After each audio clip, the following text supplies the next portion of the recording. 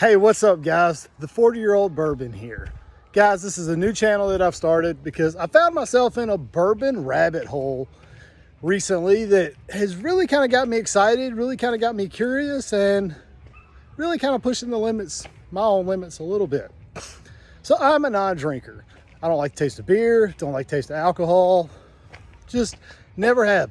I believe alcohol is an acquired taste, and it's a taste that I just never really acquired. However, I told you guys that I found myself in this bourbon rabbit hole. Got a couple of friends that really like Angel's Envy. One's got a birthday coming up. Actually, both of them have a birthday coming up. So I wanted to do something special for them and started researching bourbon. That's what they drink. But I didn't want to go after the regular old stuff that you could find on the shelf. I didn't want to get them Angels again. So I came across Blanton's. And it really kind of opened my eyes to this world that is bourbon. Reading tasting reviews, reading how rare some of these bottles can be, like Pappy's or Eagle Rare. It just kind of opened my mind to, what am I missing? Is this something I should explore? Especially when I look at the tasting profiles that these reviews are getting. Things like maple, brown sugar, honey, fruits, cinnamon, a sweet heat, a long heat. God, all this stuff is really exciting me. And I'm like, am I doing myself an injustice by not exploring this world of bourbon? So I said, you know what? Instead of just exploring it, I'm going to document it. And that's where this channel, the 40-year-old Bourbon, came from. Now, I know it's a little oxymoronic to say, Drew, you're a non-drinker. Now you've made this whole channel about exploring bourbon. Does that make you a drinker? I don't know. It's possible that I could become a convert. We shall see.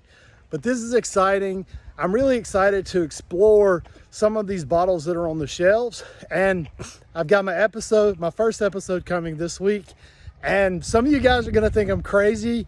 I may be a little crazy, but the first bottle I'm going to review is Old Granddad 114.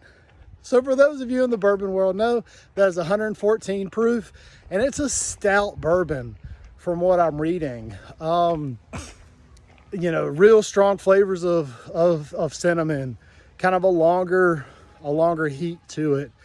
I'm a little nervous about getting into it. Am I gonna blow up my taste palate, or am I gonna blow up my palate by starting with something that might be considered a really strong bourbon for someone that's for someone that's easing into the bourbon world, right? But I got excited about Old Granddad as I was at the store, was looking at the, dozens and dozens of bottles to pick from. And I've recently seen another bourbon reviewer talk about Old Granddad 114. And he said, this is a bourbon that should be on everyone's shelf if you're a bourbon drinker. It's a really good go-to. It's a nice flavor. The color of Old Granddad 114 is beautiful. This mahogany amberish color. I could just stare at the bottle all day long. However, I recently had it sitting next to a bottle of Blanton's, and it was tough not to just crack open that bottle of Blanton's and give it a little sip. And I almost had to give it to my buddy open. So guys, I hope you'll hang out with me and go on this journey with me as I kind of document my exploration to the world of bourbon. I'll have the first episode out for you this week. Guys, we'll see you.